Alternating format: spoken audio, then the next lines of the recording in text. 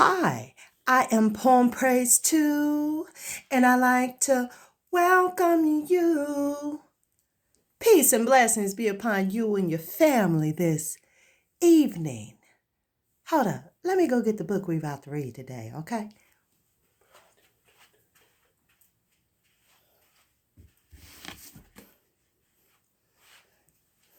All right, I have it. We are going to come out of Lies My Teacher Told Me by James Lowen. Yes, we are still in chapter number 4, which is entitled Red Eyes. We are on take number 17, okay? So without further ado, let's go ahead and get into take 17. And this is what Poem Praise 2, has for you. It reads as such, y'all. The answer to minimizing the Indian wars is not maximizing them. Telling Indian history as a parade of white villains might be feel-good history for those who want to wallow in the inference that America, our whites, are bad. What happened is more complex than that. However, so the history we tell must be more complex. Textbooks are beginning to reveal some of the divisions among whites that lent considerable vitality to the alternatives to war. Several tell of Roger Williams of Salem, who in the 1630s challenged Massachusetts to renounce its royal patent to the land, asserting the natives are the true owners of it, unless they sold it. In parentheses, the Puritans renounced Williams and he fled to Rhode Island. Most authors now mention Helen Hunt Jackson, who in 1881 paid to provide copies of her famous indictment of our Native American policies, a century of dishonor, to every member of Congress. All recent textbooks tell how Andrew Jackson and John Marshall wage a titanic struggle over George's attempt to subjugate the Cherokees. Chief Justice Marshall found for the Cherokees, whereupon President Jackson ignored the court repeatedly with the words, John Marshall has made his decision now. Let me repeat that. John Marshall has made his decision. Now, let him enforce it. But no textbooks brings us any expense to the issue as one of the dominant questions throughout our first century as a nation. None tells how several Christian denominations, Quakers, Shakers, Moravians.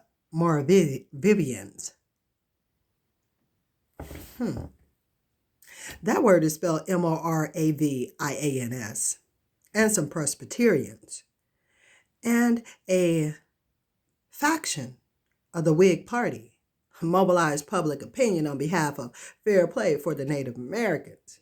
By ignoring the Whigs, textbooks made the Cherokees' removal seem inevitable.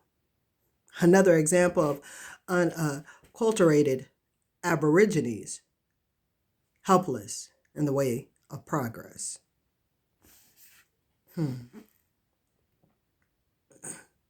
Native Americans would have textbooks Note that, despite all the wars, the plagues, the pressures against their cultures, American Indians still survive, physically and culturally, and still have government-to-government relations with the United States. As recently as 1984, a survey of American history textbooks complained that contemporary issues important to Native peoples were entirely excluded. The books I examined did better. The American Indian Movement, AIM. No, not the toothpaste. Okay.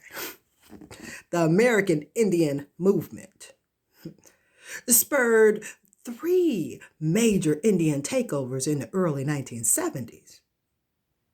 Alcatraz Island in San Francisco Bay, the Bureau of Indian Affairs in Washington, D.C., and Wounded Knee, South Dakota. Most new textbooks competently explain the cause and results of all 3. Anti-Indian racism caused considerably during the 20th century, taking advantage of their special status as dependent, domestic nations. As declared by Chief Justice Marshall long ago, many tribes developed gaming establishments and hotels to build a solid relationship with the global economy. Ironically, the very fact that the United States is beginning to let natives acculturate successfully, albeit on Anglo terms, poses a new threat to native coexistence. Poverty and discrimination long helped to isolate American Indians. They can now get good jobs, as some can, buy new vehicles, and satellite televisions, as some have, and commute to the city for part of their life, as some do. It is much harder to maintain the intangible values that make up the core of Indian cultures. Only one textbook, one of the oldest I studied, raises a key question now facing Native Americans. Can distinctively Indian cultures survive? Discovering American history treats this issue in an exemplary way, inviting students to experience the dilemma through the words of Native American teenagers. Newer textbooks cannot raise the issue because they remain locked into non-Indian sources and a non-Indian interpretive,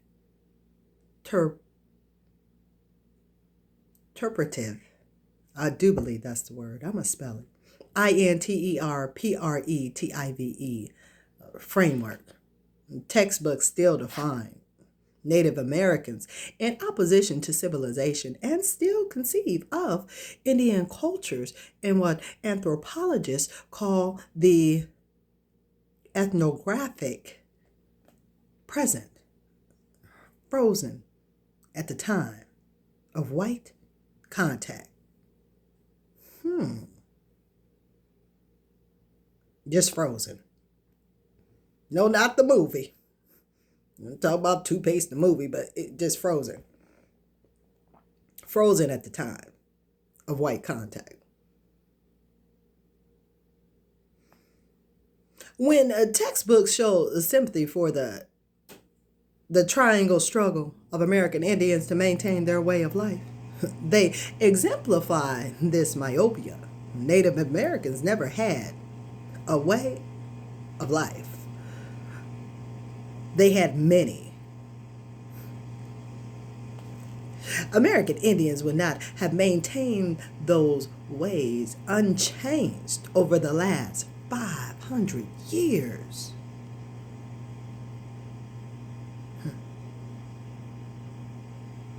Even without European and African immigration, Indians have long struggled to change their ways of life. That autonomy, autonomy, we took from them. Even today, we divide Native American leadership into progressives who want to acculturate and traditionals who want to remain Indian. Textbook authors do not put Americans into this straitjacket. We non-Indians choose what we want from the past or from other cultures. We jettison, I know I butchered that word, y'all. We jettisoned. We jettisoned our medical practices of the 1780s while retaining the Constitution.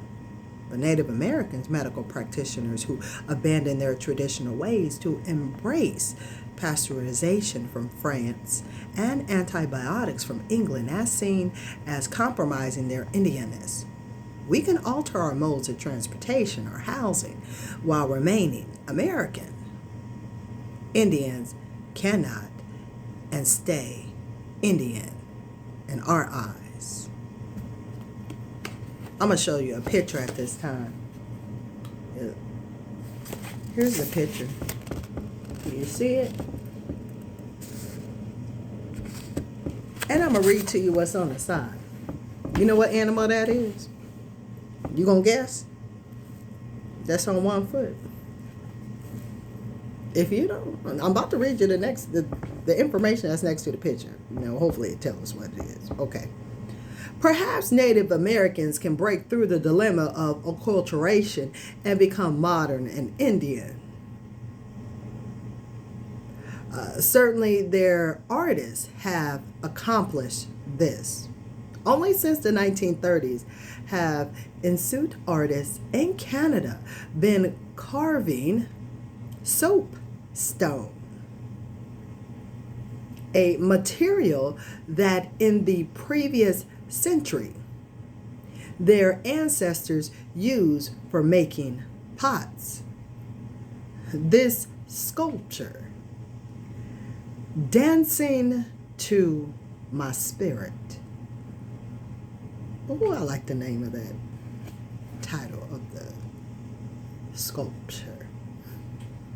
By Nalanik Tamila. And if I didn't say the name correctly, is Nalenik for Nalanik, his first name, Tamila, Temela for the last name, okay, is a beautiful example of syncretism. Dancing to my spirit. Yeah, it looks like a spirit animal. That's a totally whole something else, but yeah. And then look at the animal, because I'm looking at the art. Okay, look at the animal, and then you see the eyes. The eyes of the animal is kind of like looking up a little bit, not like just the sculpture where it's just straight ahead. Up, giving like a position of a dance, like in the motion. But then it just stopped, because it's a sculpture, so it's a picture. Something moving, and you just look and stop. Stop. Pay attention. Focus. And just marinate. One moment, I'm going to grab a pencil here real quick, because we just completed take number 17, right? So I'm making a note for our take number 18 of this particular book, where we're still in chapter number 4. So go ahead at this time, hit the like button, share, subscribe, hit that notification bell. When I Poem Praise 2 is coming with something new for you. Just hit that notification bell. Go ahead, hit it. Hit it. Go ahead. Go on, you can do it. Yeah, right now. Go ahead, hit that button. You did it? Okay. All right. Now, I want for us to be safe, to be well, to be blessed, and it be at thy will. I come praise too. I will talk, and I will see you later, later, y'all. All right, till next time. See you soon.